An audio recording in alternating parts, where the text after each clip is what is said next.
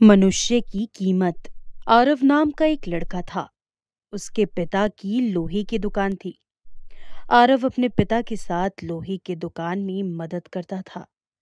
एक दिन उसने अपने पिता से पूछा कि पिताजी, इस दुनिया में मनुष्य की कीमत क्या होती है। अपने छोटे से बच्चे के इस सवाल से पिताजी हैरान रह गए। वो सोचने लगे कि आखिर इस बालक को ऐसा सवाल क्यों हुआ। पिताजी ने अपने बेटे को कहा कि बेटा, किसी भी मनुष्य की कीमत को आंकना बहुत ही मुश्किल होता है, क्योंकि उसकी कीमत अनमोल होती है।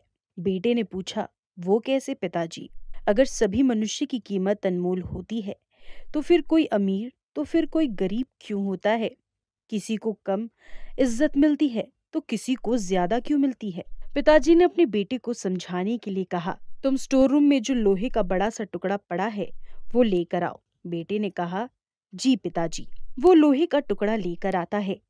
पिताजी उससे पूछते हैं कि बताओ, इस लोहे के टुकड़े की क्या कीमत होगी? आरव बताता है कि 500 रुपए। पिताजी अब उससे पूछते हैं कि अगर मैं इस टुकड़े के छोटे छोटे कील बना दूं तो फिर उसकी कीमत क्या होगी?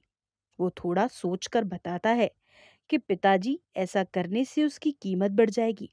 तब तो ये और भी महंगा बिकेगा, लगभग 1500 रुपए। पिताजी अब उससे पूछते हैं कि बेटा, अगर मैं इस लोहे के टुकड़े से घड़ी के बहुत सारे स्प्रिंग बना दूं तो? आरव कहता है कि पापा, फिर तो इससे और भी ज्यादा पैसे मिलेंगे।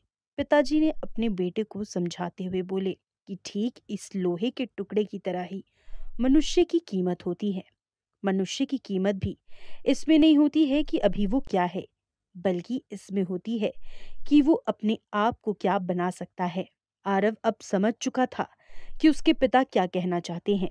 दोस्तों, हम भी अपनी कीमत आंकने में कई बार गलती कर देते हैं। हम अपने प्रेजेंट स्टेटस को देखकर अपने आप को वैल्यूलेस और मीनिंगलेस मानने लगते हैं। हम ये नहीं सोचते हैं कि हम अपने आप को क्या बना सकते हैं और हम अभी क्या हैं। उससे अपने आप की कीमत आंक लेते हैं।